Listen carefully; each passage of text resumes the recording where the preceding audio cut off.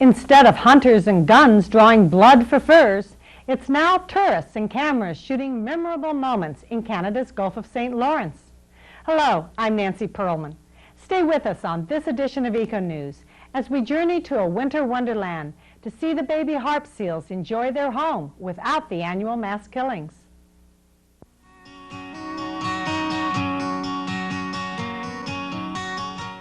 The interaction between the environment and peoples throughout the world affects the quality of life on this planet.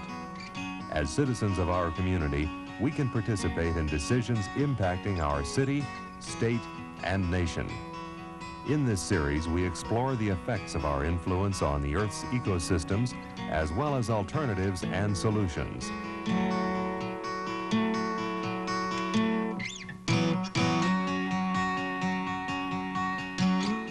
This is Eco News with your host, Nancy Pearlman.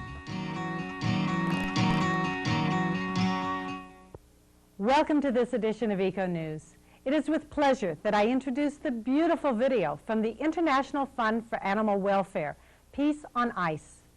Brian Davies' work for the organization that he founded has been well documented, not only in this visual documentary, but in his excellent book, Red Ice, My Fight to Save the Seals. In both, he presents a loving picture of the animals that are now protected and that would not be alive today if it were not for his efforts and those of other dedicated individuals. Years ago, on one of my first Eco News shows, I showed some shocking footage that depicted baby harp seals being skinned alive. I'm glad that I can now show these seals living a natural life in a beautiful world undisturbed by human abuse.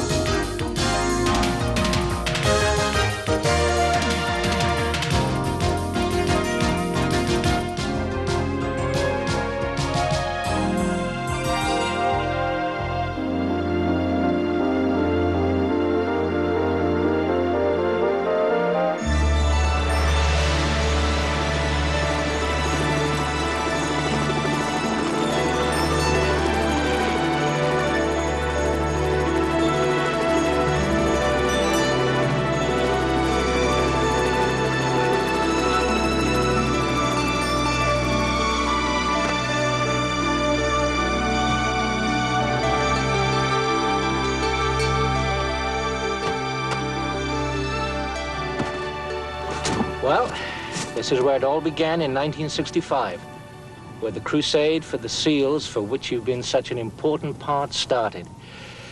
When I came here first, so many years ago, the ice that I see now, pristine and clean, was streaked with blood. There were 5, 6 large ice-breaking vessels. There were hundreds of men killing seals. It was a scene of carnage. Now it's peace on ice. And it's peace on ice because you helped me with what came to be known as a crusade for the seals. Now, you can't be here. I wish you could.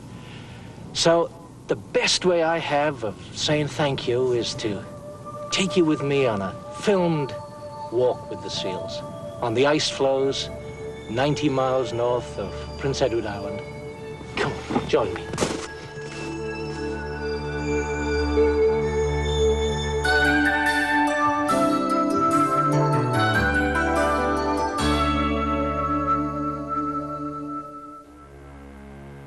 Harp seals make their home in many parts of the Atlantic.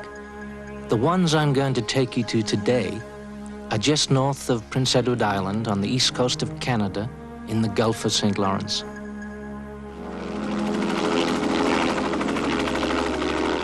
We'll go by helicopter. It's the only really practical way of getting to the seals. It's early morning on Prince Edward Island, and it's cold. But we're dressed for it. Prince Edward Island is a flat, sandy expanse just in the southern part of the Gulf of St. Lawrence, and it blends into the ocean. If it wasn't for the trees, you wouldn't know where Prince Edward Island ended and the Gulf of St. Lawrence started. But here we are, pack ice. We head north to the Magdalen Islands that lie like a pendant right in the heart of the Gulf of St. Lawrence, and there we'll find the seals. Now, this is my world. I love the ice. I've been to it each spring for more than 20 years, and it's a vivid, white, in many ways hostile, but oh so lovely moonscape. I can't wait for March when I get back out there with the seals. You see below you there, open water, because the ice is free floating ice on the surface of the sea. As the sea moves, the ice moves. And there we see seals. Dark spots of life on the white expanse. The ice stretches for hundreds of miles in every direction. It's a perfect, pristine white. Hear the crunch beneath my feet? No one's walked on that ice ever. It's new. We're actually sitting on sea ice, and I would suppose the water here is about 120 foot deep. The ice, as you can see, is about 2 to 3 feet thick, and it forms as the bitter Canadian winter chills the surface of the Gulf of St. Lawrence. That colder water sinks down into the bottom of the ocean, and the warmer water cycles back up to the top. And this process keeps on until essentially the ocean is just slightly below freezing, a little below 32 degrees. And at that point, the fresh water in the ocean leaches out the salt and freezes. And what we have essentially is freshwater ice. The salt is not in the ice. And it's on this relatively stable platform, as far south as it can come from the Canadian Arctic, that the harp seals have their pups. The harp seal and her pup, two of the loveliest animals in the world. In fact, if you listen carefully, you can hear a pup cry now, because there are two of them just over the ice there.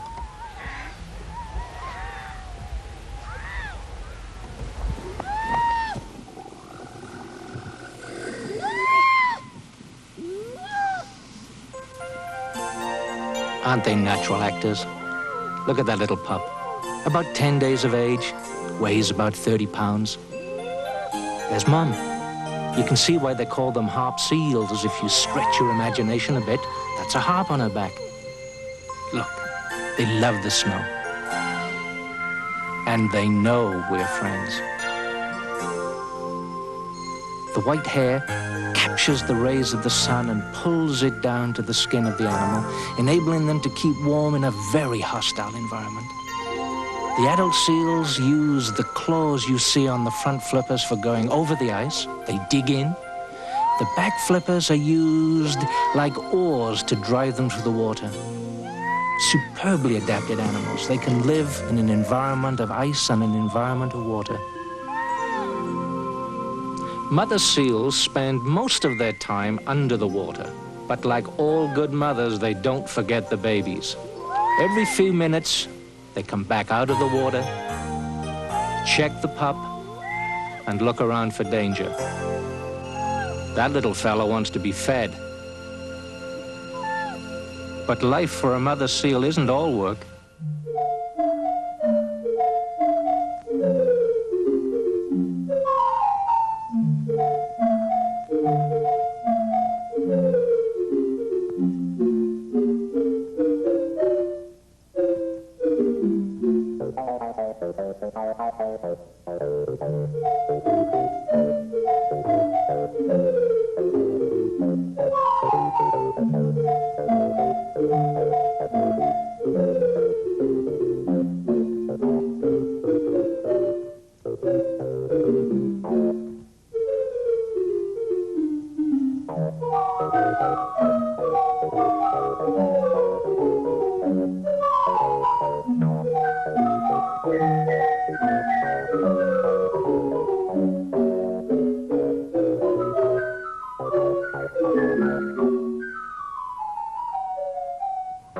This little fellow is Whitecoat.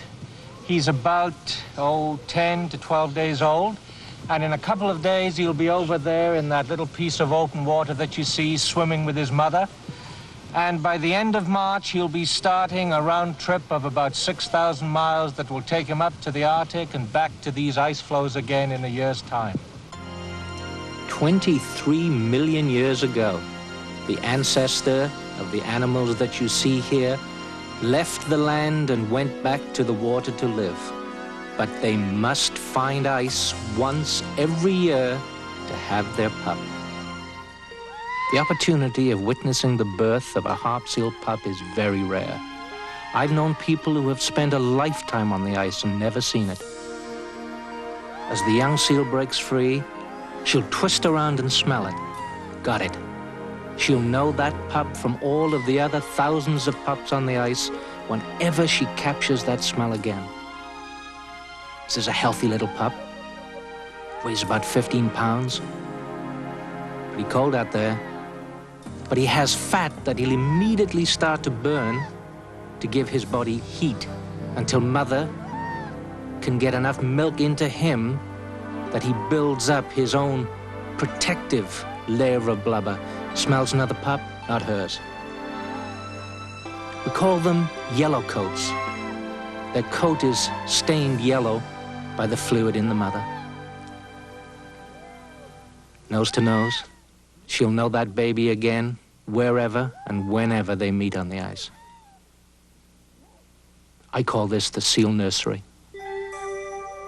The mums identify their pups by smell and by sound. When they're close, by smell. When they're distant, by sound. She's lost her pup. There he is.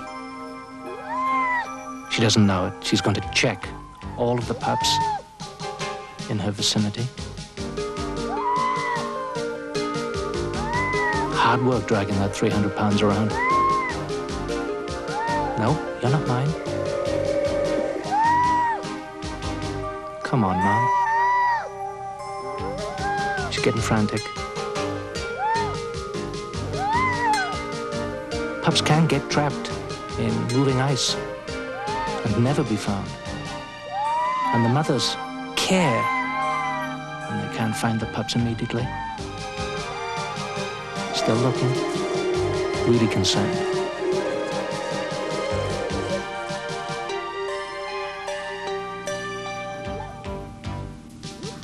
Coming close.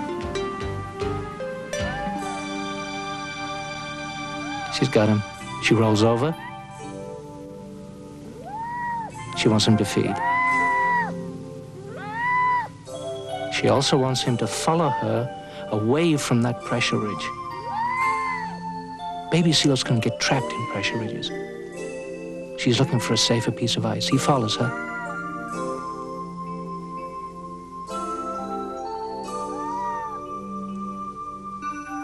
The mother seal's milk is rich in fat, about 50%.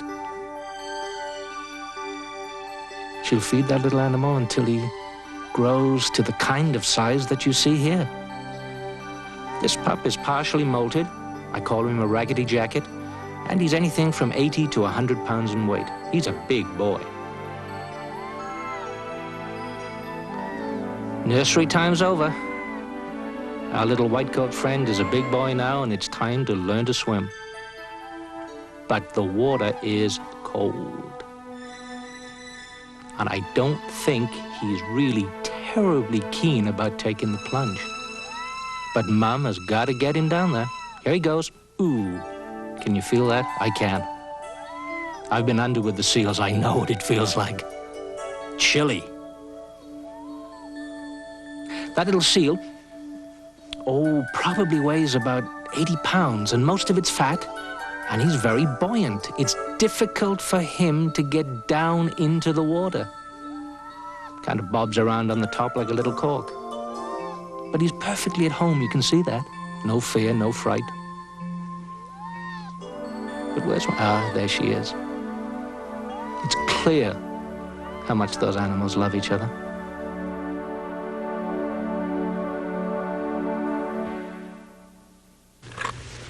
You've seen some of the wonders of the ice and the harp seals above the ocean. Now I want to take you to a world, I think, that's even more wonderful. The world beneath the ice, the real home of the harp seal. It's a world where pressure ridges reach down 70 to 100 feet, a world of mysterious caverns and tunnels of ice. And it's where the harp seal lives, and it's where we'll go now.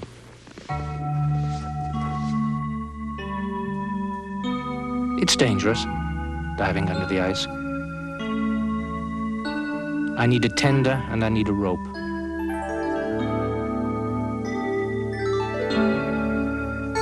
The rope is to find my way back to open water if the ice closes above me. That's the Brian Davies Icebreaker Special. Here we go.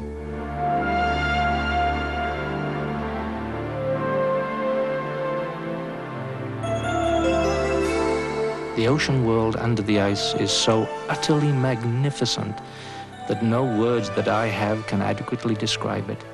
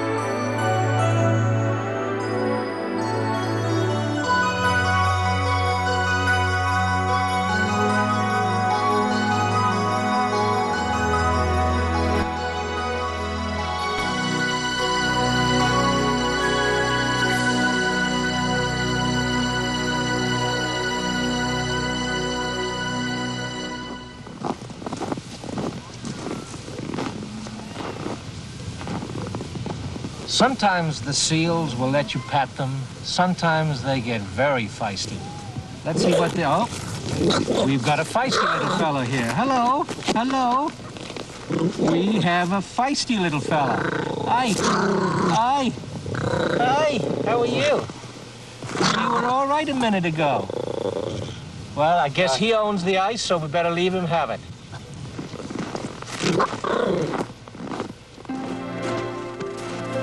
As fascinating as the seals is the ice itself.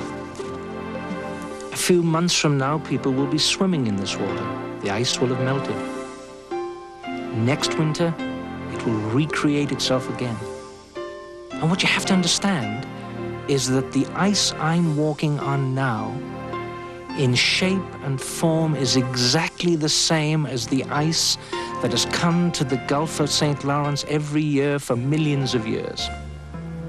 And for many of those years used by seals, just like this, to have their pups. Isn't she lovely? It's my dream, you know, to have many people come to the ice, to make the visit of the seals to the Gulf of St. Lawrence a spectacle enjoyed by so many people all over the world that there will be no possibility of a mass slaughter of baby seals ever starting again. How could anyone kill a baby seal like this?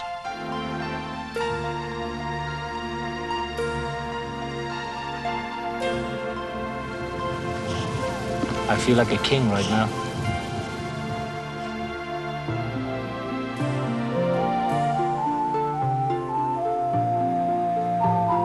It's difficult to convey in words what one feels on the ice floes here. You can see it by film, but of course that's different from being actually on the scene. It's just the myriads of colors and shapes of each ice floe. It's the absolute beauty of the baby seals in particular, the poetry of motion of the mother seals in the water. It all creates a canvas of nature, I think, at its very best. It diminishes man. You really feel your place in the world when you're here on the ice, so alone, so far from everywhere, so small. It makes you feel very, very small.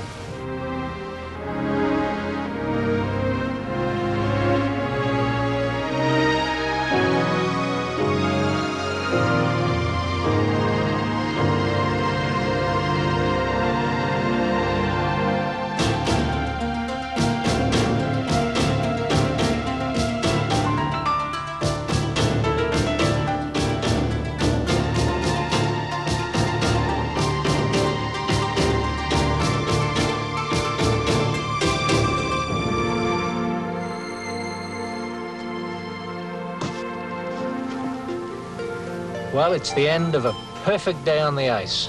Time to go. I'm glad that you could share the wonders of the seal nursery with me. But I'll be back next year and every year for the rest of my life, because the seals are my life.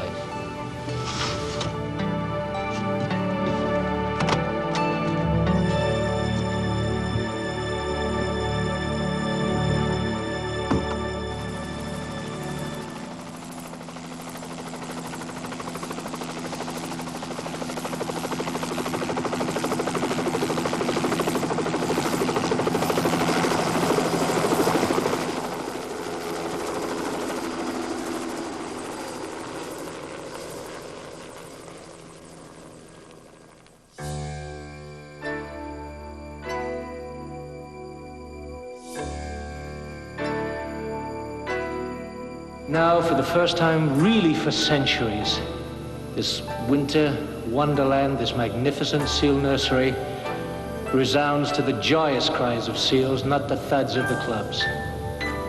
If we never do anything else with our lives, you and I, we achieve something really worthwhile. It looks as though we have saved the seals.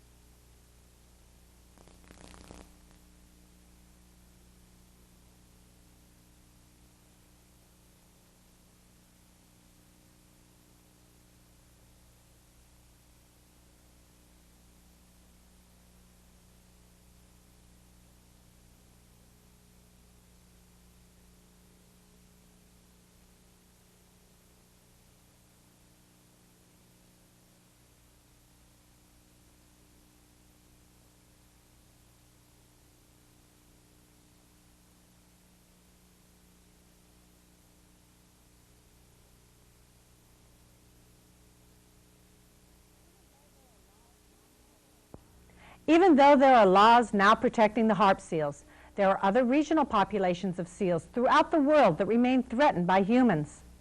Thanks to the hard work of concerned citizens around the world, the needless killing and trading in the white baby harp seal furs has been stopped. Yet, the slaughter could resume at any time. Other animals elsewhere are also threatened by man's inhumanity. A battle may have been won, but the war does go on to achieve peace with all life on this planet. For viewers who would like more information, at the end of the credits we will have an address and phone number on screen. We love to hear from you, so please call or write. And be sure to join us again for another edition of Eco News, your best source of current environmental news that affects you and your future. On behalf of our nonprofit organization, thank you for your support.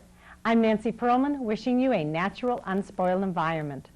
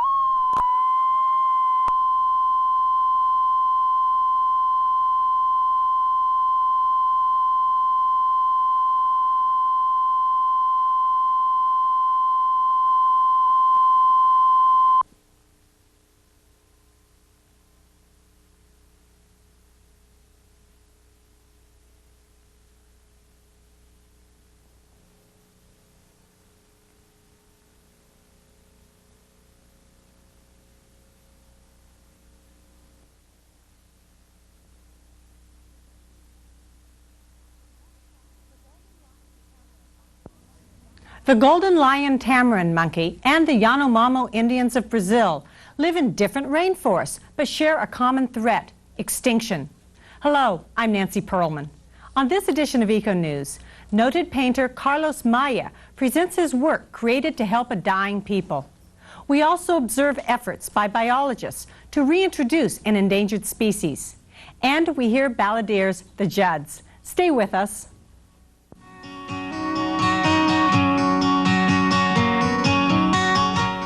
The interaction between the environment and peoples throughout the world affects the quality of life on this planet.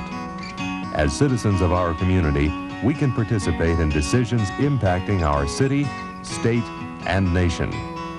In this series, we explore the effects of our influence on the Earth's ecosystems, as well as alternatives and solutions.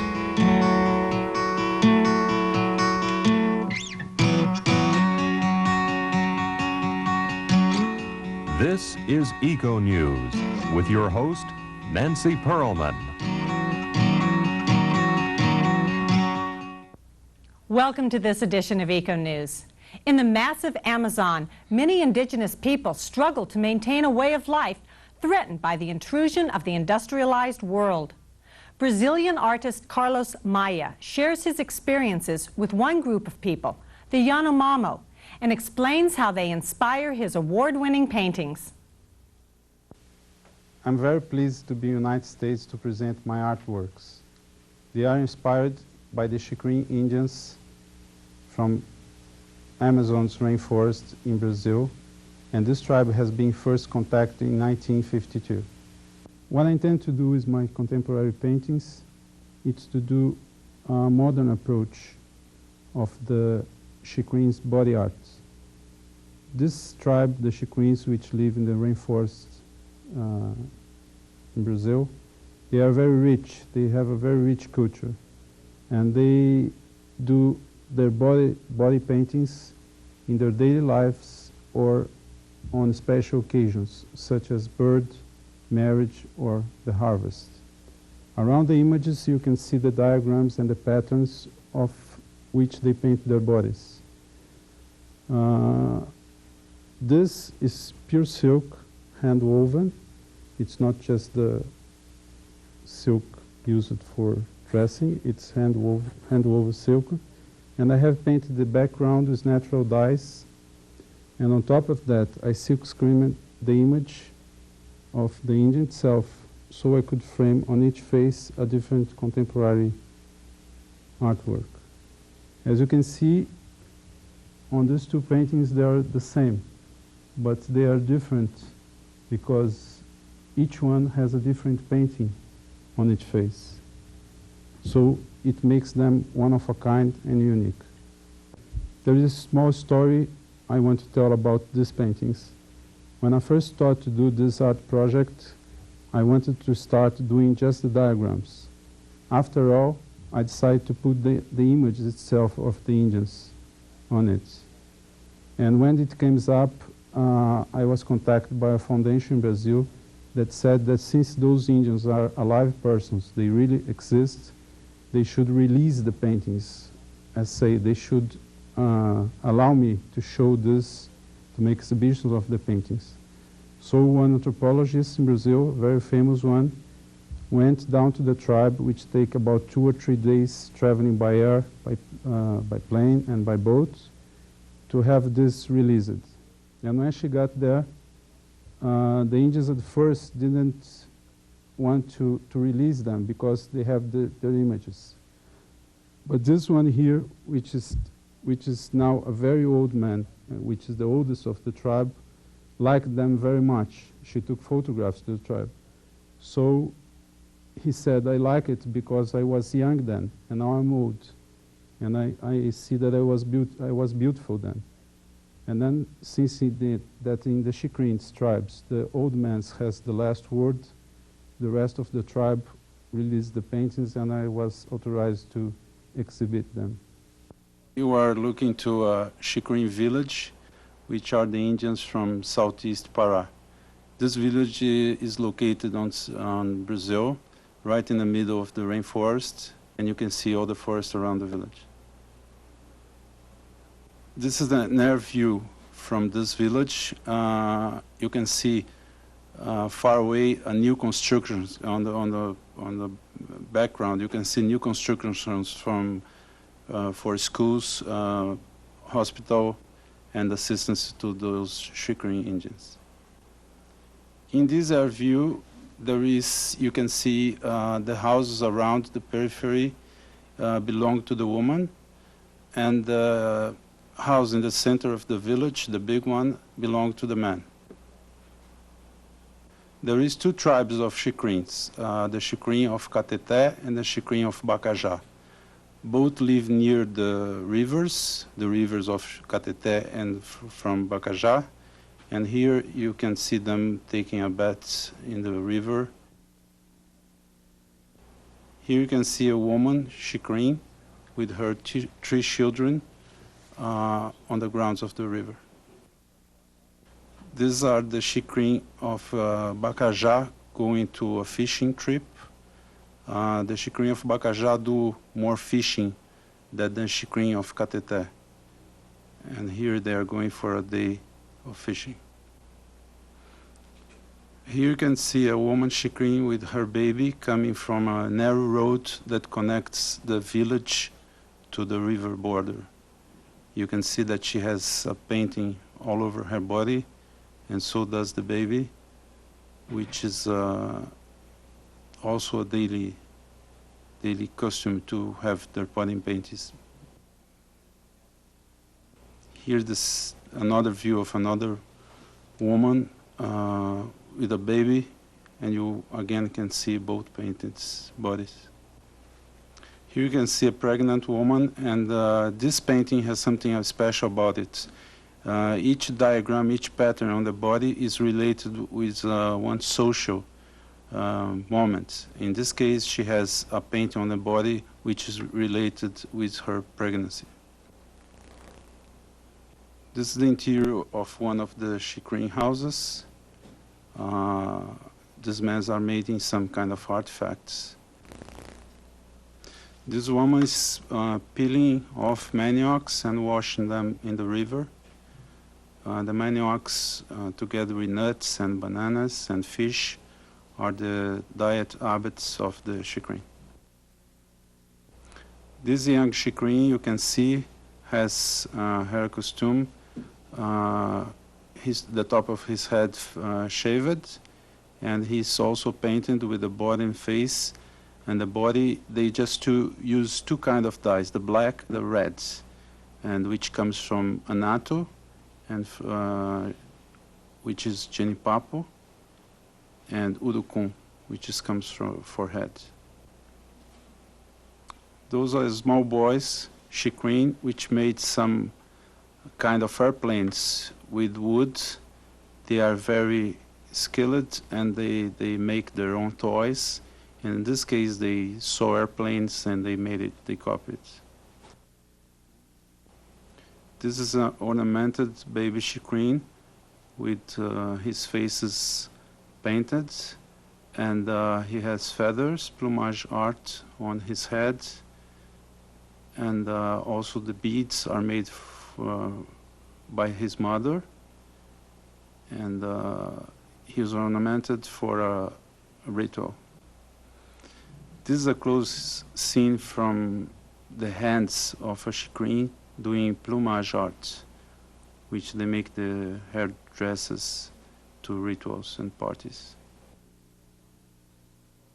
Here you can see a man completely paramented for a ritual, wearing a full head ornaments made with plumage, and you can see his face painted.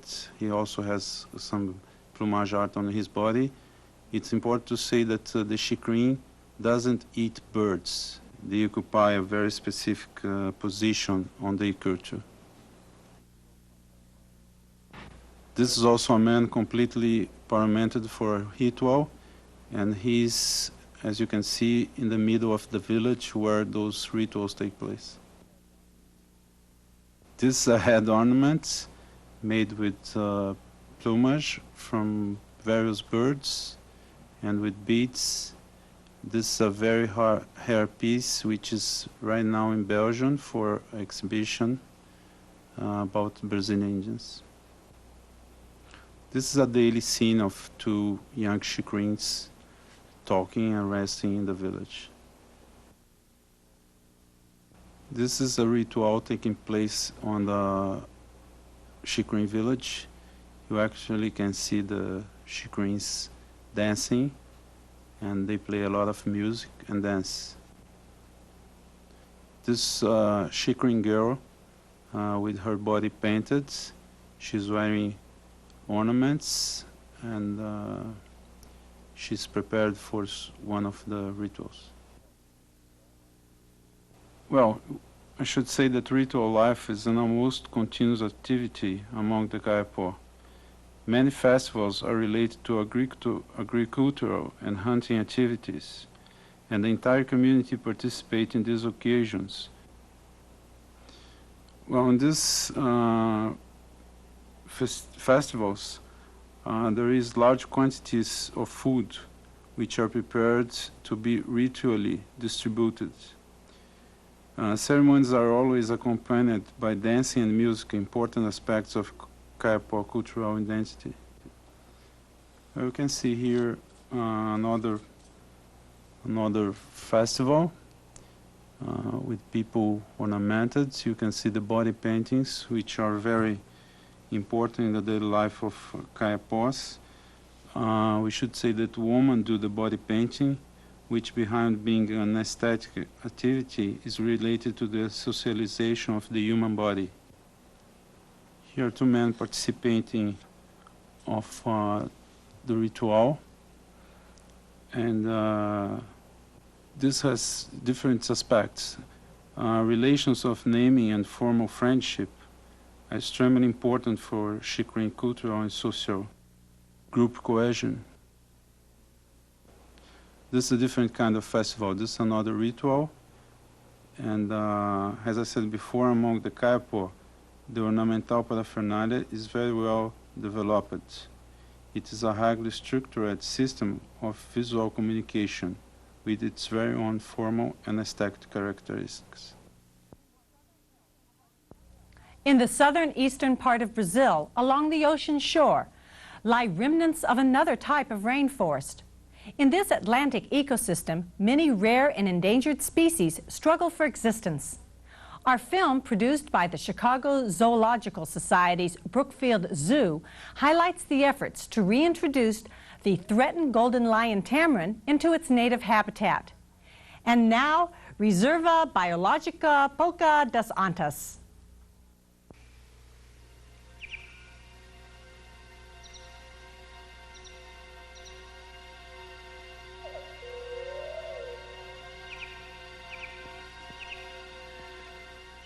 Welcome to the Atlantic coastal rainforest, an ecosystem found nowhere else in the world. Once covering much of the state of Rio de Janeiro and teeming with life, the forest has been chopped and burned until only 2% remains in isolated patches next to farms, highways, and railroads.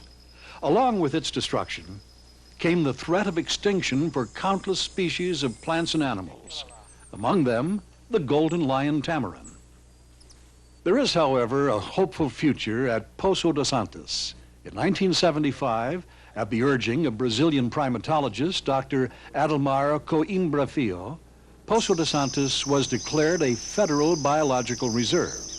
Since then, it has become a center of conservation for this area and a model for conservation around the world. Here, biology teams survey animal populations. Education teams work with nearby schools and residents to instill pride in their forest heritage.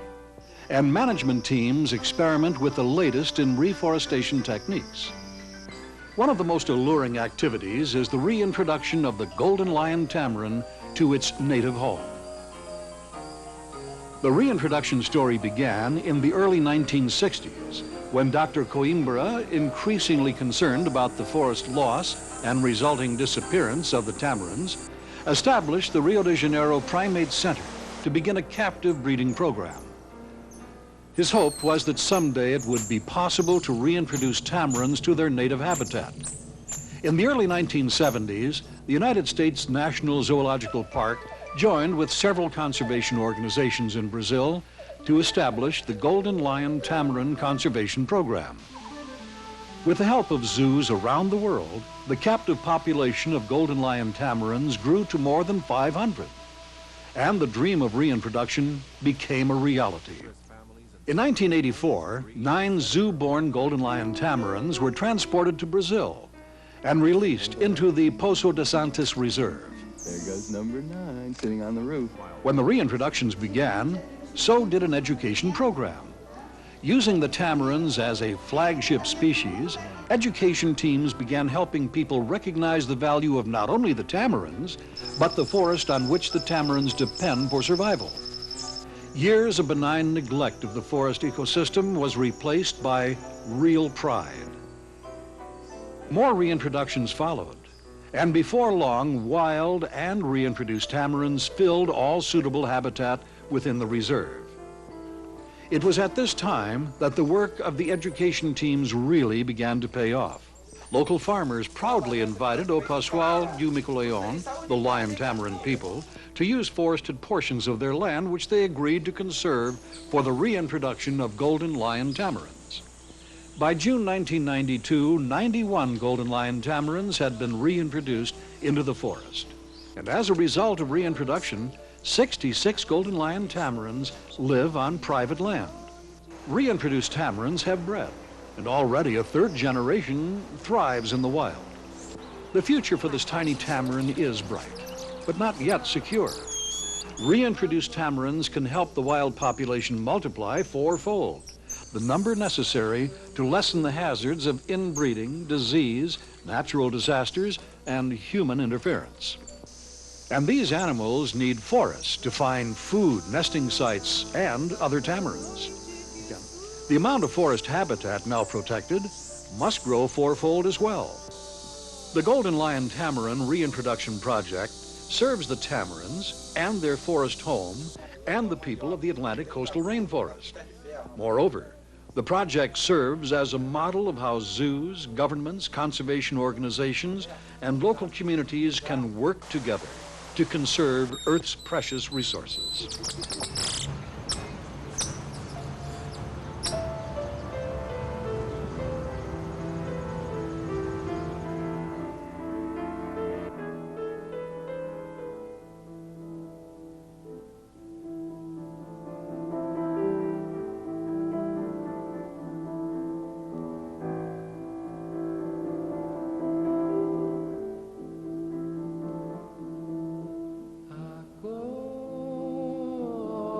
Vem ver a lua que dorme na noite escura,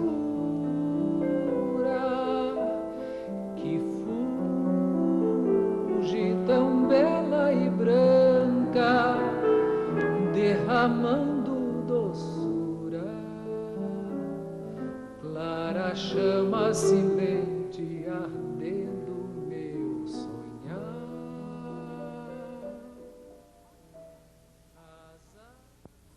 Artists are experiencing the need to care about fellow humans and animals, not just through paintings, but through song as well.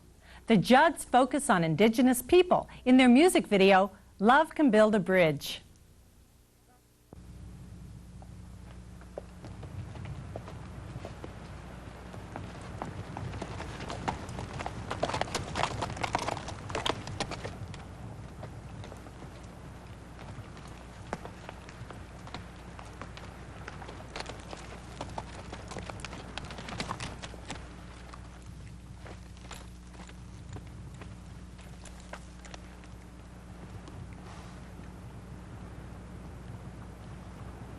Satsui, this jingo na Hassan Khan hit I should say Shirosh thousand. This Jashin Tin Lao, Denil in.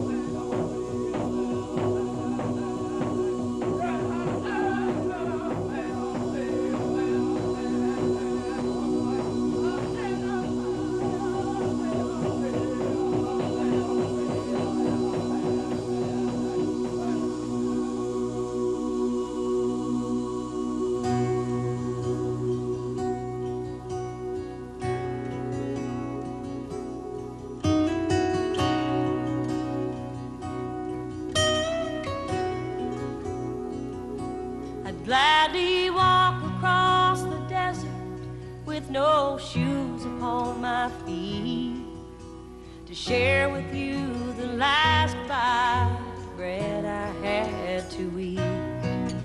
I would swim out to save you in your sea of broken dreams. When all your hopes are sinking, let me show you what love means. Love can build a bridge between your heart and mine. Love can build a bridge. Don't you think it's time? Don't you think it's time?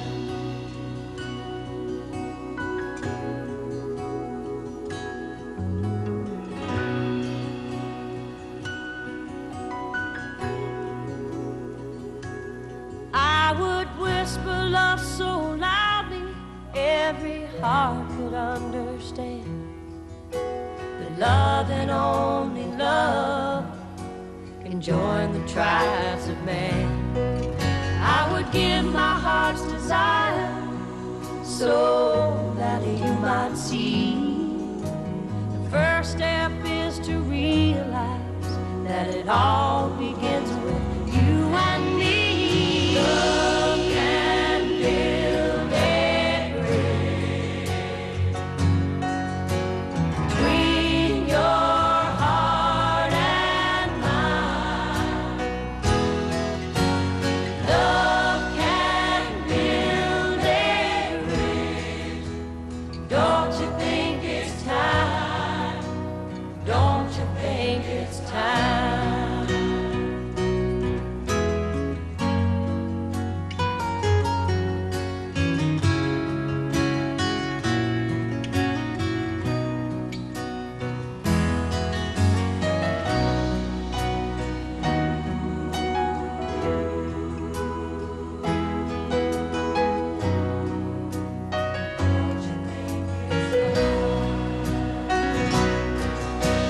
When we stand together, it's our finest hour. We can do anything, anything, anything, anything. Keep believing in the power that builds between your heart and mine. Love can build a bridge. Don't you think it's time? Don't you think it's time? Yes, I do. Love can build a bridge. Love and only love between your heart and mine. Between your heart and mine. Love can build a bridge. Love and only love. Don't you think it's time? Oh, don't you think it's time?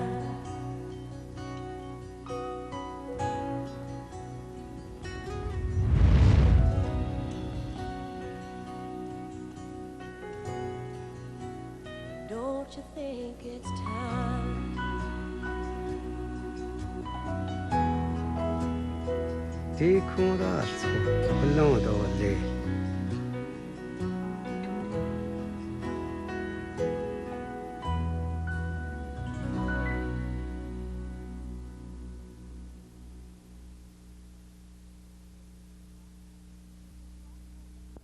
The tropical rainforest is a unique ecosystem on which we all depend. The beauty and wonder of this incredible storehouse of plants and animals is shown in the exquisite IMAX film, Tropical Rainforest. A few short excerpts should entice you to see this wonderful film.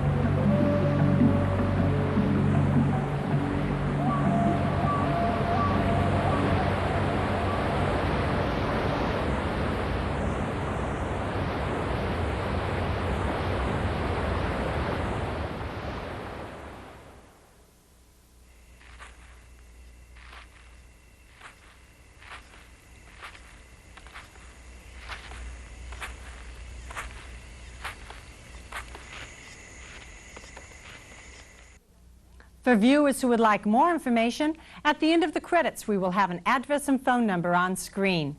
We love to hear from you, so please call or write. And be sure to join us again for another edition of Eco News, your best source of current environmental news that affects you and your future. On behalf of our nonprofit organization, thank you for your support. I'm Nancy Perlman, wishing you a natural and unspoiled environment.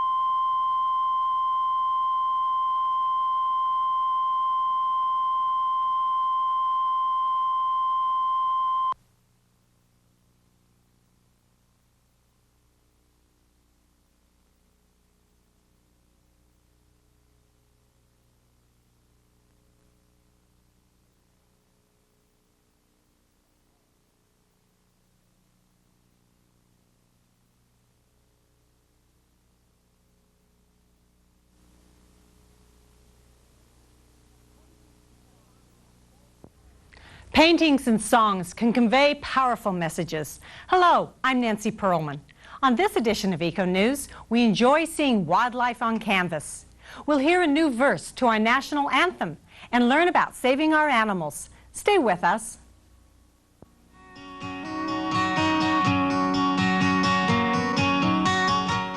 The interaction between the environment and peoples throughout the world affects the quality of life on this planet. As citizens of our community, we can participate in decisions impacting our city, state, and nation. In this series, we explore the effects of our influence on the Earth's ecosystems, as well as alternatives and solutions.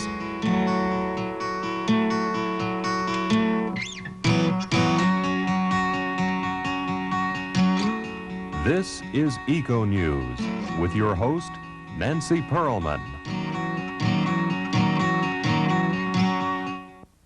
Welcome to this edition of Eco News. The award-winning artist Scott Meek has created some exciting works that depict the beauty of wildlife, as well as reminding us that these animals deserve a place on this planet. We now meet him at a show where he describes his wonderful paintings.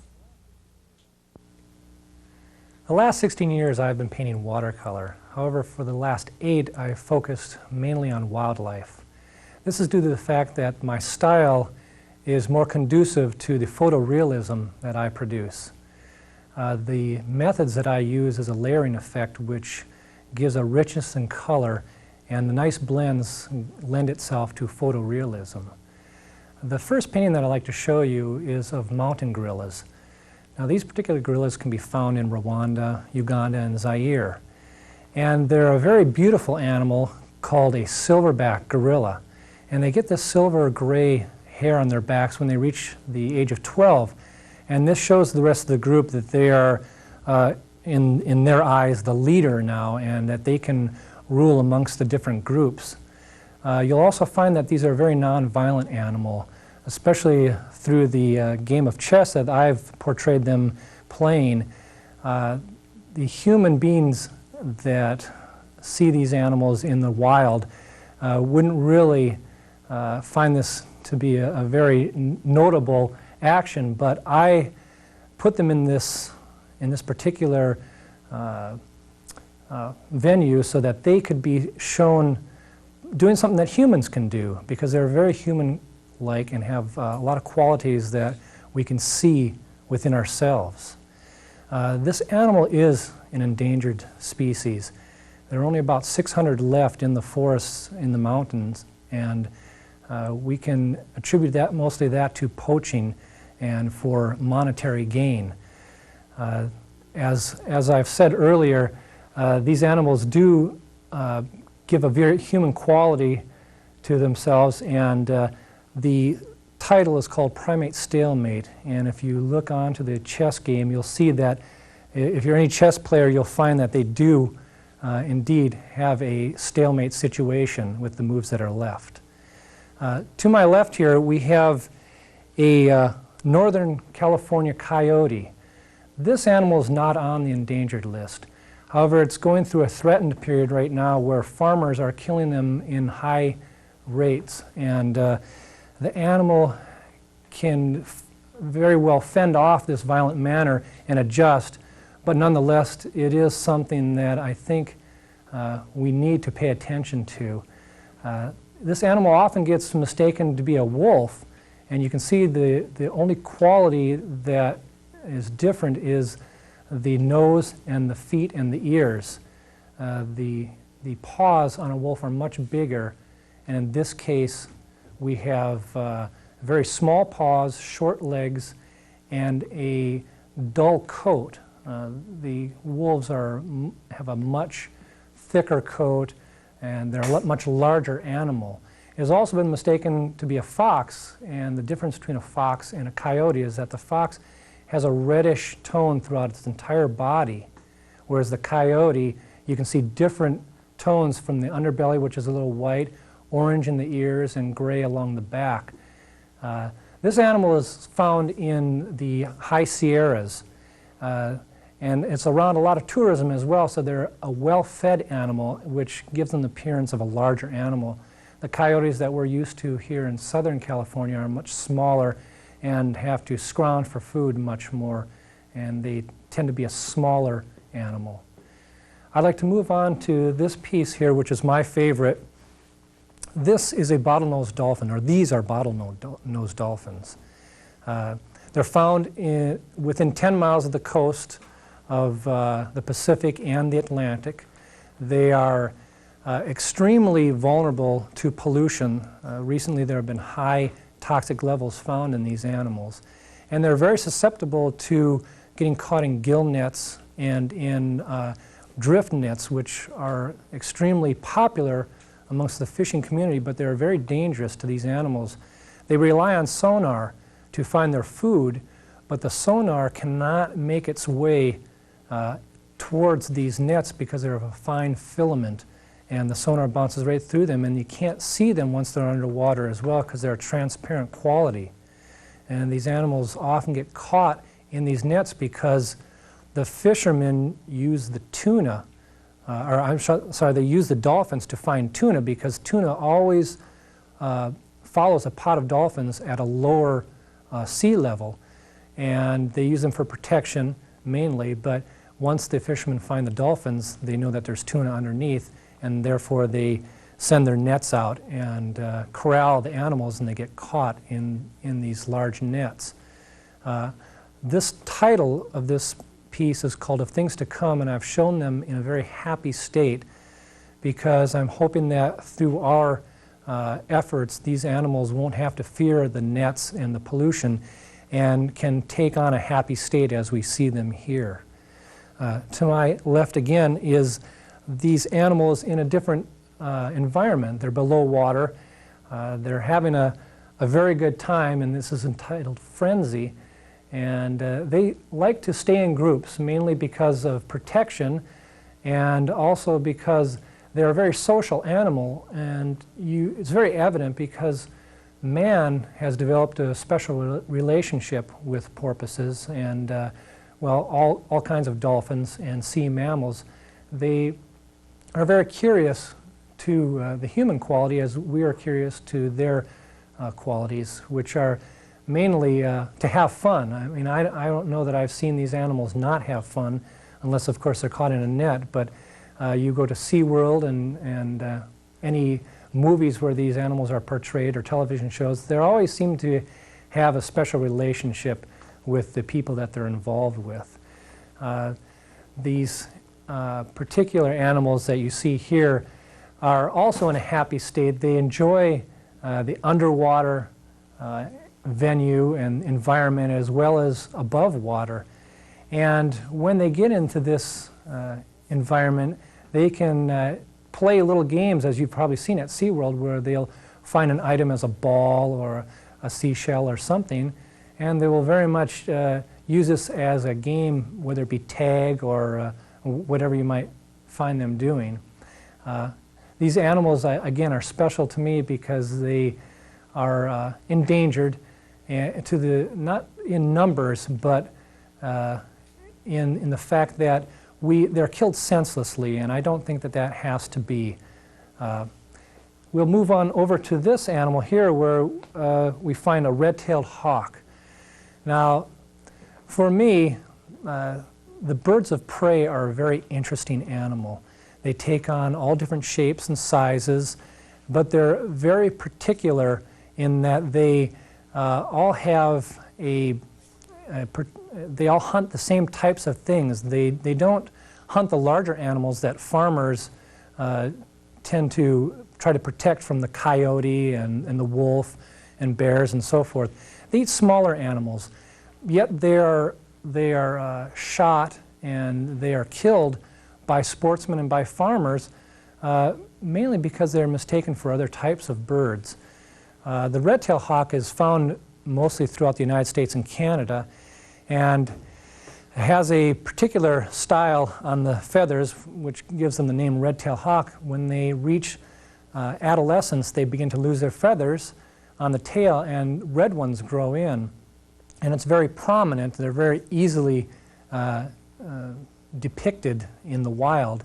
And they're a very beautiful bird, very colorful. They have bright white feathers on the underbelly and a speckled, or they call it a V-shape on the back, which is very recognizable when they're perched on a tree or a telephone pole or wherever they may be.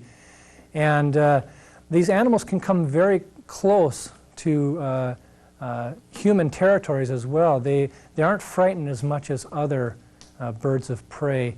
They're a little bit more accessible, and you can close in on them, and with a good pair of binoculars you can see quite a bit of detail in these animals. And as I said, they're very beautiful, so if you're ever in the wild and see one of these animals, study them. They're wonderful to watch, and especially when they get up in the air and they're circling, you can tell that they've seen some prey at that point because they start to circle and get lower and lower, and you might be fortunate enough to see them get a good meal. Over to my left here we have another aquatic mammal, not so much an underwater animal, but an animal that you can see if you visit the Monterey area, Carmel area. They are, again, a very accessible animal. You'll see them on rocks and on buoys out in the sea, over by the piers, or in the harbor where there are large rock pilings and wave breaks. They tend to bask in the sun. Portrayed here, I have a mother and a young pup, and it's entitled Sealed with a Kiss. Now, they give the appearance that they're kissing, but in actuality, what they're doing is the mother, when the pup strays, they can't really tell which pup is theirs until they get very close, and they can smell their odor, and they can see any distinguishing scars or fur colorations that would enable them to recognize their own pup. This animal is also used in SeaWorld entertainment because they're a very smart animal, and they try to survive using their intelligence by staying up on the rocks away from killer whales and the likes, and which happened to be a very, very popular meal for the killer whales. And an interesting story about that is that the killer whales will try to trick the sea lions into going into the water, and they will circle a rock and try to get the animal to pay attention to one killer whale while the other one will jump up on the rock and actually snap the sea lion off the rock. So they tend, again, to stay closer to shore. Only if they have to be on a rock out in the middle of the ocean will they get up there. They tire very easily in storms and when they get away from the seashore because of the amount of time they have to spend underwater foraging for food. So they very seldom set up on a rock, and they tend to stay inshore where we can enjoy them. They are, again, affected by the pollution and not so much the fishing nets, and that's something that we can determine the length of their life as well. We'll move on to another related animal. This is a harbor seal. These are more popular than the sea lions because they tend to stay in areas that are populated by many human beings, and that is the harbors, which they get their name from.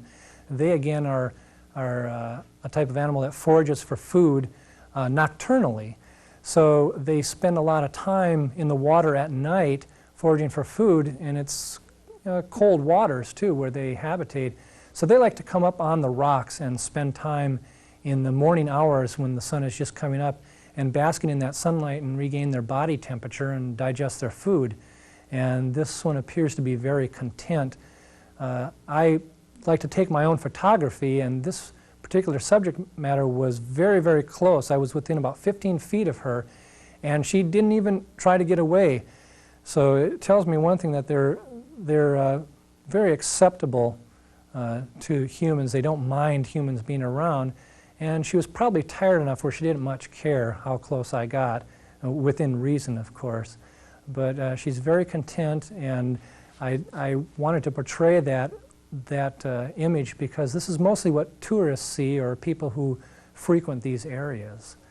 I'd like to close with a statement that we have a responsibility as caretakers of this earth, and these animals were not put on this earth for us to misuse. It's our responsibility to take care of them as well as ourselves, and with the technology that we have, I don't see any reason why we can't. It's up to us to keep the environment, the waters clean and the shorelines clean of pollutants, to keep the toxic levels in the air quality to a minimum, because these birds these beautiful birds that we see, such as the red-tailed hawk, they tend to be affected by this with the amount of feathers that they have on their body. They lose feathers because of pollutants and for the air that they breathe as well. The gorillas, we have a responsibility to keep their numbers high. There are many gorillas in the zoos for us to see, but they should be able to live in their own environment as well. Whatever we can do, and in my case, I paint the animals because I would like to educate people with their beauty. They may not be able to get to see these animals up front and up close, but through these pictures, maybe it can bring them close enough where they can appreciate it and do what they feel is their responsibility to keep these animals on this earth with us in peace and harmony. And I thank you very much. Singer and songwriter Stephen Longfellow Fisk has been performing and writing songs most of his life. His commitment to peace and social causes is well known, especially in the Southern California community he calls home. Yet his lyrics are national and global in scope. The importance of environmental protection is obvious in this additional verse for the Star-Spangled Banner. Enjoy his performance of Earth Anthem.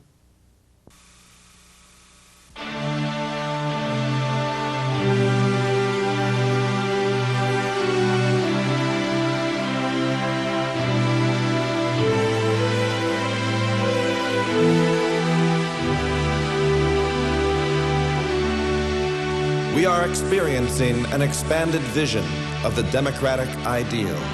beyond our broad stripes and bright stars, beyond walls, reaching out to the global community, accepting the stewardship of our sustainable future on this, our sacred planet.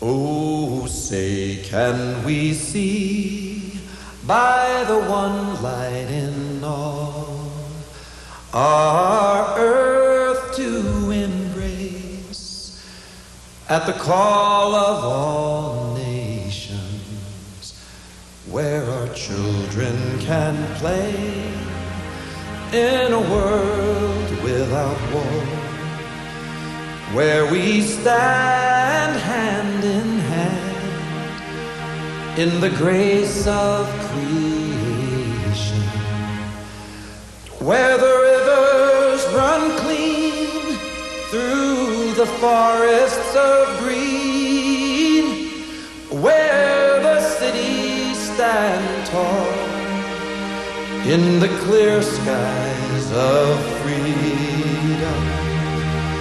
Oh, say, do our hearts sing out for harmony and love forever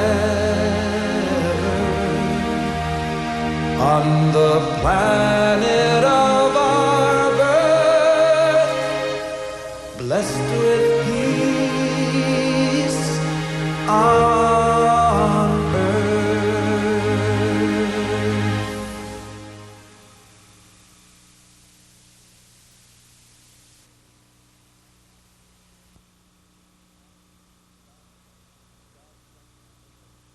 God sent his singers upon the earth with songs of sadness and of mirth, that they might touch the hearts of men and bring them back to heaven again. I think my ancestral cousin, Henry, wrote it well. For what is the purpose of song if not to give some greater vision, to inspire us to move towards what could be, to fulfill a sense of our dreams. In the case of Francis Scott Key, when he wrote what we now know as the Star-Spangled Banner, the inspiration was a victory in battle. And the victory was won by the Americans over the British during the War of 1812, after the British had already burned Washington, D.C. and were on their way to sack Baltimore. Francis Scott Key observed the battle in the harbor at Baltimore, and inspired by the flag still standing after a night of the rocket's red glare, he wrote the verses to the Star-Spangled Banner to the melody of an existing drinking song that was very popular and sung in the taverns throughout colonial America. And he went to the mayor of Baltimore and convinced the mayor of Baltimore to write up the new words on what we call broadsides. Well, we call them today flyers, but then they were called broadsides. And the mayor had these new lyrics tacked to all the tavern doors, so that this young nation, searching for its own identity, now had a song to sing in victory of war. It was a great moment for the young country. So they had this song to sing to the melody of a drinking song. Today, I offer, in the folk music tradition, new verse to the old song. And the new verse gives a new vision, because today we must see that war is obsolete. We must see that we don't need bombs bursting in air anymore, that there are ways to resolve our differences that are based on cooperation, are based on understanding, that we're part of a global family, living within the delicate and fragile ecosphere. And the democratic ideals that we hold sacred then become enlarged to include our global community and our understanding of our intimate relationship with our ecology. So it's my hope that this song will become accepted in this way, and perhaps someday even sung at a ball game, and we'll say, play ball in peace and understanding.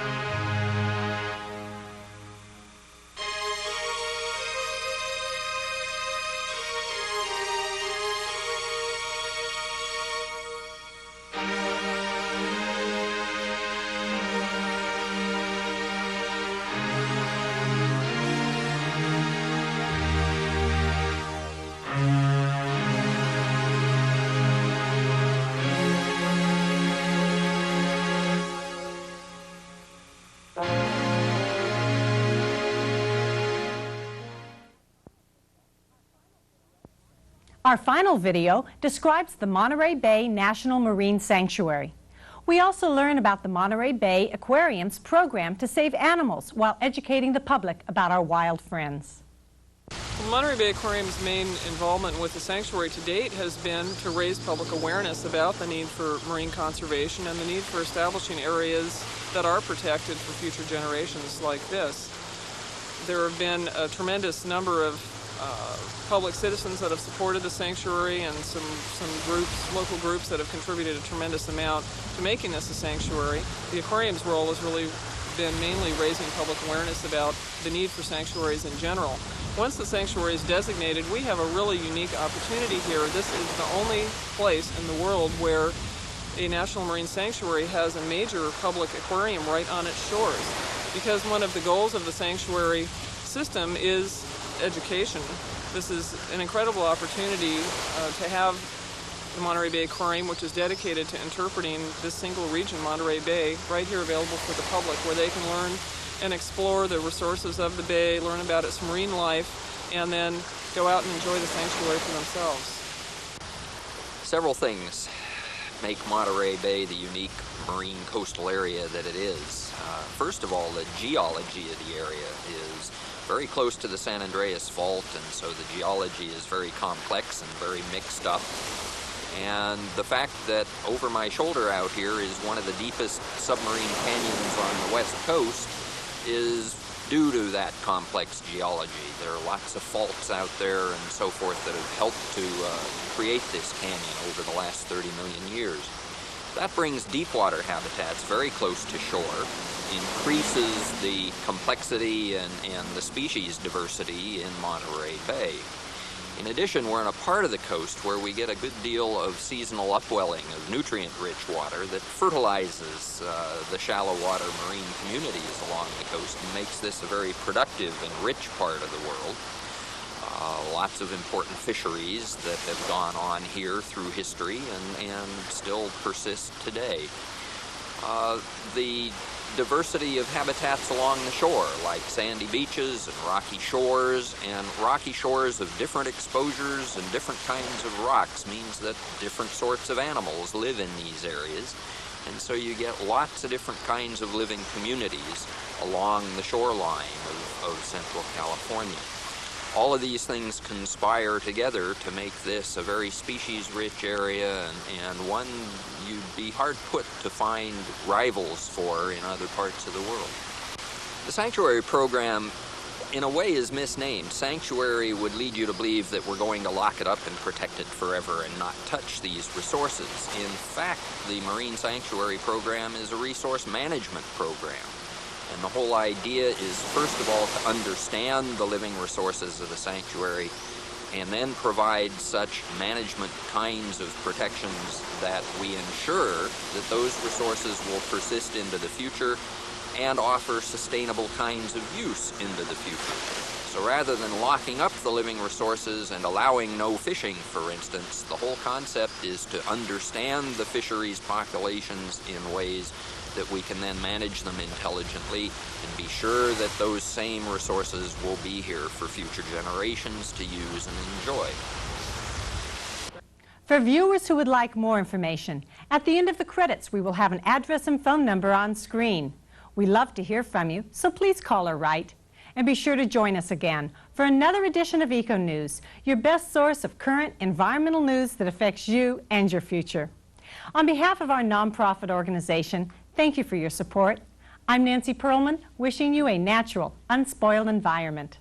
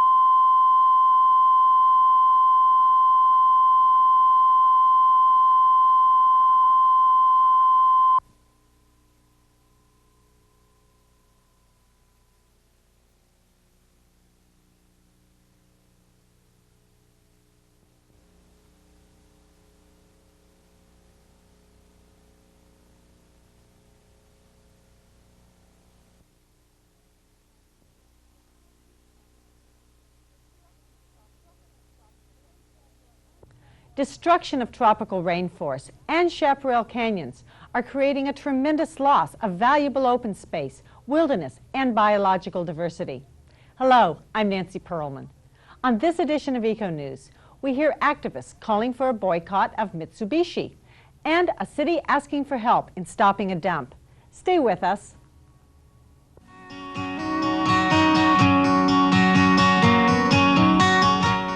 The interaction between the environment and peoples throughout the world affects the quality of life on this planet.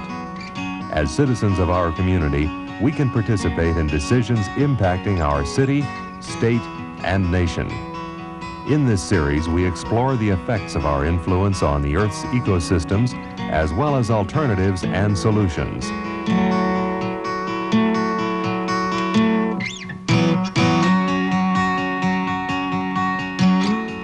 This is Eco News with your host, Nancy Pearlman.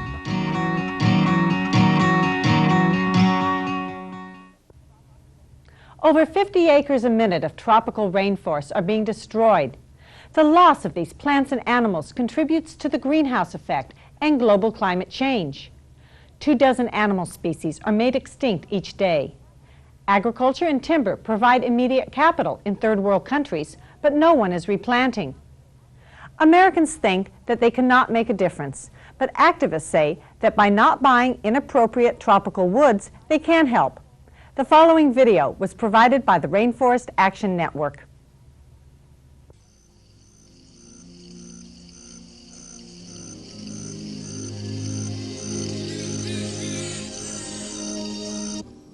The tropical rainforests are the richest, oldest, most productive and complex ecosystems on Earth.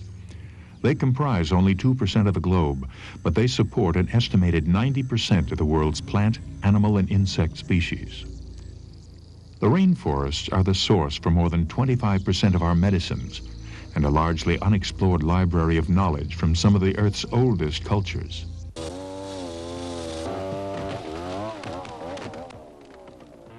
If the trees of the forest are cut down, nearly everything dies. Yet according to the United Nations, annual destruction rates are even higher now than they were a decade ago, at 42 million acres a year. And Newsweek magazine estimates that if things continue at the current pace, all rainforests will disappear by the year 2030. Although there are many factors and numerous companies involved in global rainforest devastation, one of the most destructive is the giant multinational Mitsubishi Corporation, probably the largest corporate destroyer of tropical, temperate, and boreal forests in the world.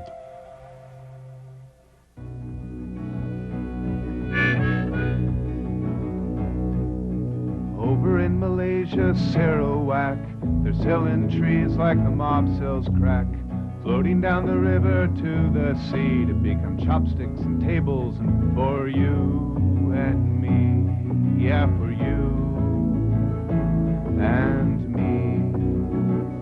And by the way, make lots of money for the big companies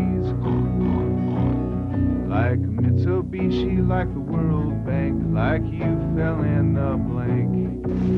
Someone's destroying the forest, my feet all the way to the bank.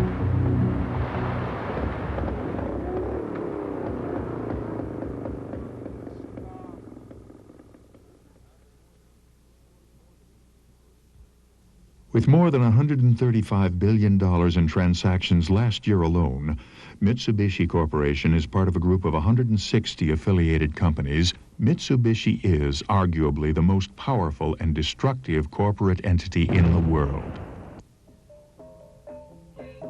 In Sarawak on the island of Borneo, Mitsubishi not only buys timber, but is 60% owner of Daya Malaysia, a logging company reported to be clear-cutting the world's oldest rainforest by floodlight 24 hours a day.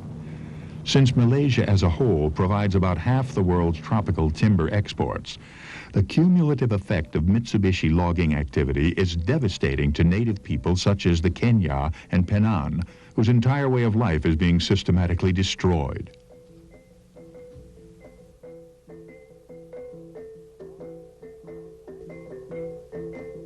The logger, he is delighted. He sits like this, with his foot like this. He is eating the money from trees like this. He is delighted to bulldoze a road, cut the trees, big trees like this to get money. His children, his wife, they are full. We, our stomachs are like this. Soon there is nothing whatsoever. Our food, none.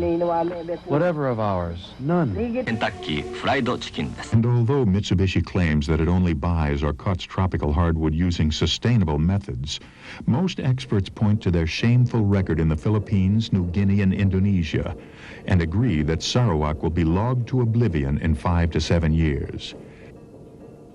In fact, when the British television program World in Action asked Mitsubishi Environmental Affairs Director Kayosuke Mori where Mitsubishi would go to find new logs after the forests of Sarawak are gone, he replied, Probably we like to seek for another source.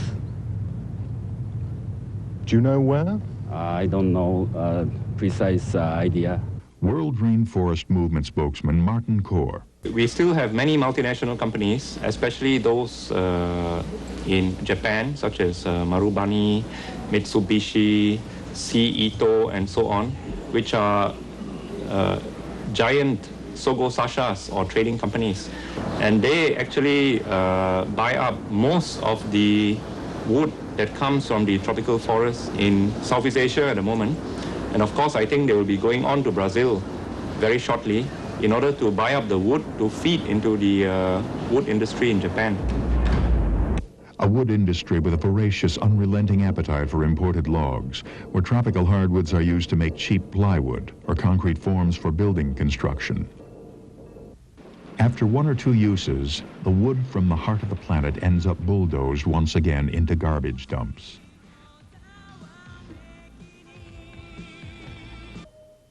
Mitsubishi, in fact, already has a strong foothold on the South American continent, logging with Jaén Wood Industries in Bolivia, wood chipping of old-growth forests in Chile, manufacturing hardwood paneling and plywood with Edai Trading Company in Brazil, and logging up to the Colombian-Peruvian border.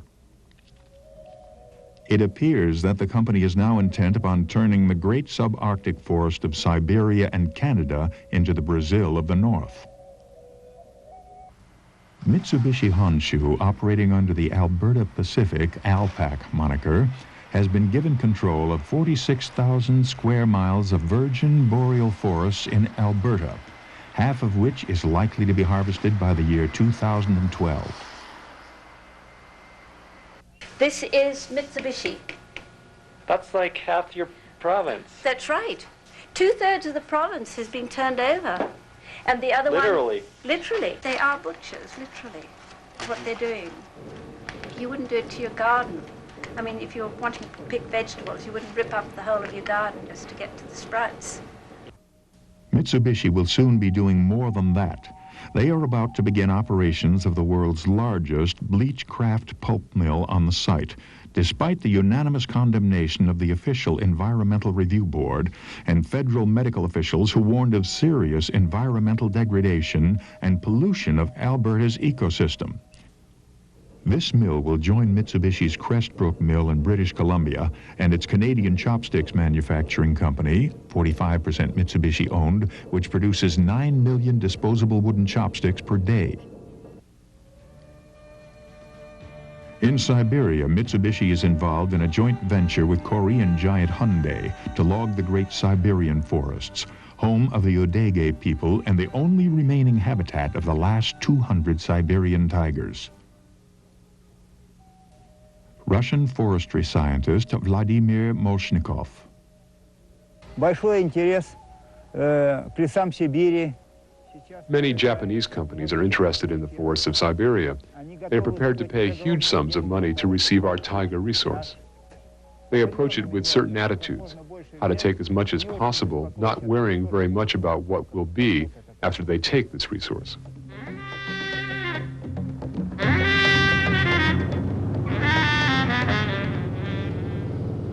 At the heart of the Montero is Mitsubishi's exclusive active track four-wheel drive system. With 3 distinct modes, it covers nearly every possible driving situation. Mitsubishi's same-phase all-wheel steering dramatically improves all-over stability. The fully independent suspension is enhanced by an electronically controlled suspension system, which automatically adjusts the reaction rate of the shock absorbers according to road conditions. Mitsubishi, the word is getting around. The word is getting around all right, inspired by the valiant struggles of the world's indigenous forest peoples whose very lives and habitats are threatened by huge corporate intrusion and genocide. World-respected organizations like JATAN, Japan Tropical Forest Action Network, Friends of the Earth, other members of the World Rainforest Movement, and the Rainforest Action Network in the U.S. have launched a global boycott of Mitsubishi products to stop Mitsubishi from destroying the world's forests. A nationwide protest against the Mitsubishi Motor Company is in full swing today. Environmentalists claim the company is one of the largest corporate destroyers of the rainforests in the world. Why is Mitsubishi any worse than anybody else? I mean, aren't there a lot of people exploiting the rainforest? There are many companies that are logging in the rainforest. Mitsubishi is one of the largest. We target them for that reason. Also, they're one of the only companies that have consumer products that we as consumers have a choice. We can say we are not buying this product because it's tied into rainforest destruction. Through that, we have power. What kinds of Mitsubishi products are we talking about here? Mitsubishi cars, fax machines, television sets. There's Nikon camera, Kirin beer, Mitsubishi Bank, Value Rent-A-Car. So those are just some that come to mind.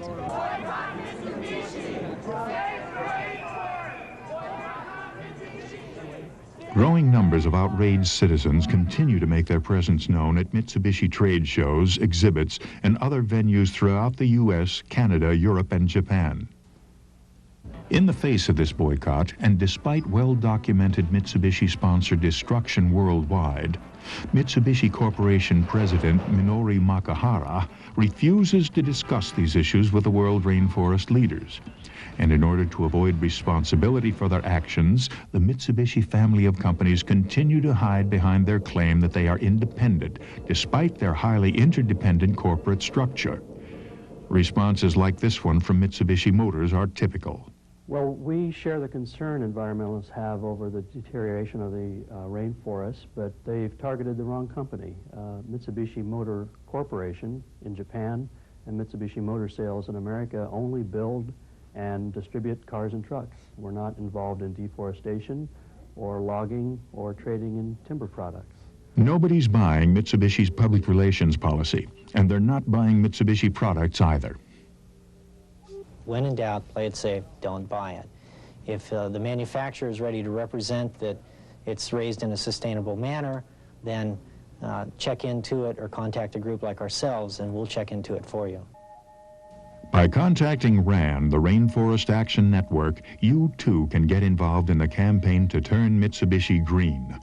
On behalf of our children, the world's forests, plants, animals, and indigenous peoples, it is time to send a message to Mitsubishi.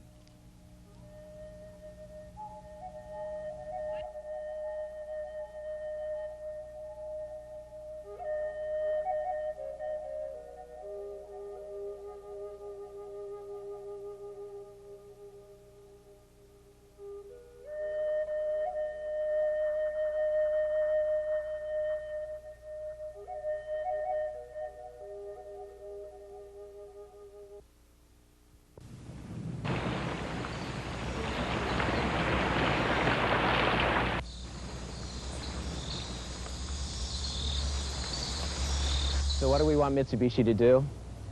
We want Mitsubishi to become a responsible corporate citizen of the Earth. First, we want them to stop logging and trading in timber in tropical, temperate, and boreal primary and secondary forests. Secondly, we want them to eliminate the use of wasteful products like disposable chopsticks and disposable plywood forms that are used for pouring concrete.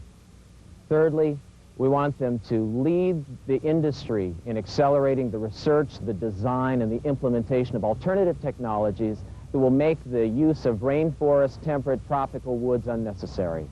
Fourthly, we want them to replant degraded forest lands with commercially viable but environmentally benign trees. Fifthly, we want them to influence other trading companies to follow and implement these same policy guidelines. In short, we want Mitsubishi to stop being the great destroyer of rainforests and be the great protector of rainforests. And on the day that Mitsubishi accepts this challenge, we will stop this campaign and stand up and applaud them. And until that day, thousands of people are going to make sure that the word is getting around.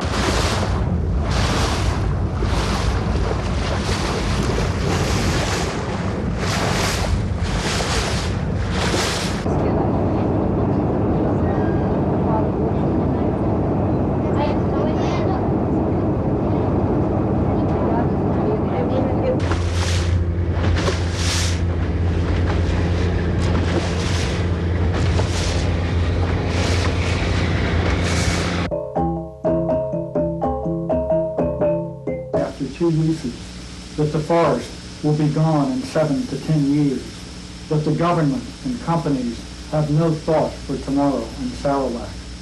Although Mitsubishi is looking now towards Chile and New Zealand, and last year they bought extensive concessions in Alberta. Tropical rainforests are beautiful to look at, but they're being cut down and destroyed 50 acres every minute. And environmental groups say that's critical for every American. Because we like to eat, we like to breathe, we like to have medicines to cure our illnesses. That's how the rainforest supports us. Tropical rainforests add oxygen to the air. Their destruction contributes to the greenhouse effect and global climate change.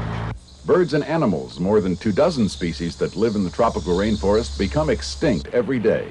Slash and burn agriculture and timber cutting may produce a fast dollar for developing countries, but most tropical rainforests aren't being replanted.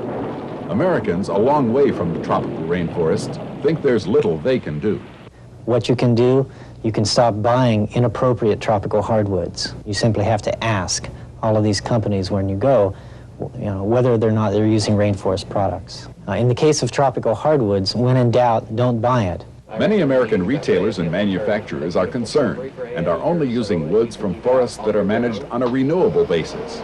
In recent years, for instance, some pencil makers in the United States had been using inexpensive woods from tropical rainforests. But now, almost all pencil makers have switched back to wood grown in renewable forests in the United States, and they're starting to label products so consumers will know. We need to understand that this crisis is real. We're the last generation on Earth that's going to have a chance to solve this problem. Hayes says avoiding products made from imported tropical hardwoods is an important step that holiday shoppers can take right now to help save this irreplaceable natural resource. The problem with the destruction of tropical rainforests is it's going to kill all of us. I mean, literally, the planet has life support systems. You can cut off your finger and survive, but you can't cut out your lungs or your heart and survive. And the rainforest is like part of a vital organ of the body of the planet. When you cut it all down, it decreases the chance for life. There are short-term profits to be made off of destroying tropical rainforest. You can make a little bit of money off of the timber, a little bit of money off of farming until the nutrients are gone, a little bit of money off of cattle ranching, but it creates long-term permanent loss. So if we're concerned about the people of the third world, then we want to protect tropical rainforest. And if you're a farmer in the Midwest of America, you need to be concerned about tropical rainforest. The birds that control insects migrate to the tropics in the wintertime. If their home is gone, the populations will dwindle and the insects will wreak havoc on your crops.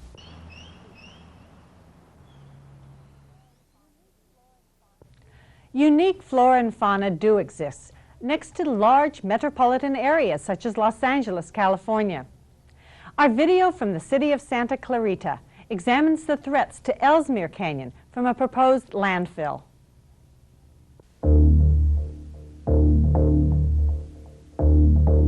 Ellesmere Canyon, located in the Angeles National Forest within the county of Los Angeles on the southeast border of the city of Santa Clarita. It's here the intricate balance of nature is revealed. Shady streams lined with lush vegetation of willow and oak are home to numerous plants and animals. This canyon and all its inhabitants have survived and flourished for thousands of years. As evidence of past ancient life embedded in sandstone fossils, prehistoric Native Americans, the Tatavium, relied on the abundant natural resources of the canyon. Yet this intricate and fragile land is confronted by a major environmental threat to the great biological, scenic, and historical value. A 650-acre dump for Los Angeles trash is being proposed, which would require the planned destruction of the canyon's natural environment. Who would allow such a proposal? A private firm, the BKK Corporation, is leading the way to turn Ellesmere Canyon into Los Angeles County's next trash dump. Wouldn't all that garbage have a negative impact on our community? And I thought Ellesmere Canyon was part of Angeles National Forest, and wouldn't that be protected as public land?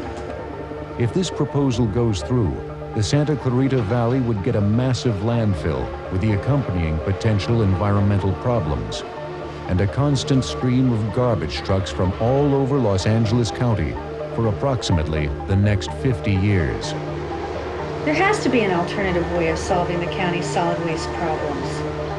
Will Smokey Bear allow protected public lands that belong to the people of the United States to become a trash dump? What about recycling? Wouldn't that help?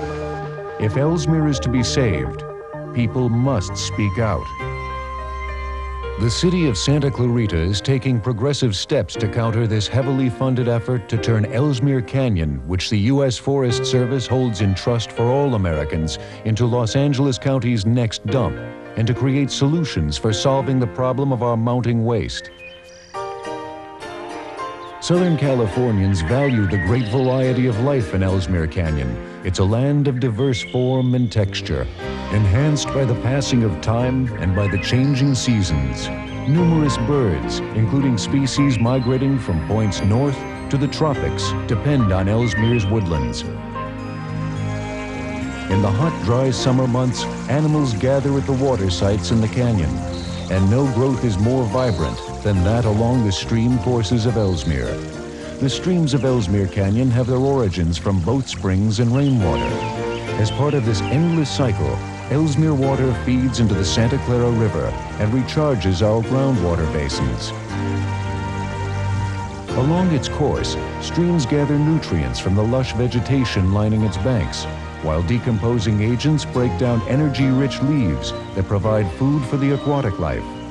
Among the aquatic life of Ellesmere is a newly discovered insect species to science, a Paraleuctra, which lives in the upper pristine waters of the canyon on national forest land. All important reasons for keeping Ellesmere from becoming a huge dump. It's all that beauty or a trash dump? Some choice. Pristine Ellesmere Canyon, where the balance of nature has survived for thousands of years, will be replaced with approximately 200 million tons of garbage. This BKK trash dump will require the bulldozing of the canyon bottom to install a non-proven liner system. And this is supposed to prevent poisons from seeping into the local groundwater. And my kids will have to live with that for 50 years? Who's really profiting from putting this landfill in Ellesmere? From the moist woodland floor to the sky above, Ellesmere is truly a treasure trove of nature. From soaring birds to the sensitive southern spotted owl nesting in dead cavities of the bristlecone tree, the richness of Ellesmere reminds one of an earlier time when the canyon was home to Native American Indians. Ellesmere's invaluable natural resources provide a critical link in the wildlife corridor between the San Gabriel Mountains and the Santa Susana Mountains. All this will be gone forever if the interests of a private company take precedent over the interests of the public, whose land is being encroached. How can we allow this one company to profit at our expense? The protection of national forest lands from garbage developers is imperative for Santa Clarita, for the people of Los Angeles, and the people of the United States. There has to be something we can do. Santa Clarita is determined to protect and fight for its future, and to keep the natural wonders and beauty of Ellesmere Canyon alive and not buried in garbage.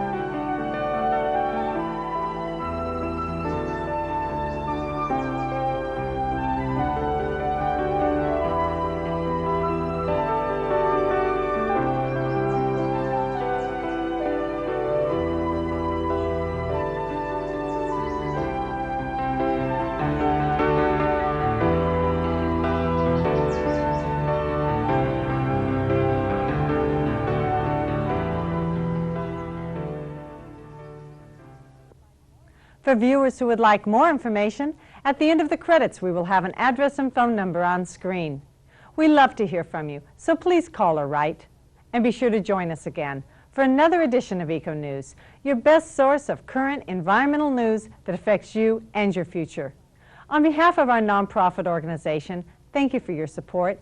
I'm Nancy Perlman, wishing you a natural, unspoiled environment.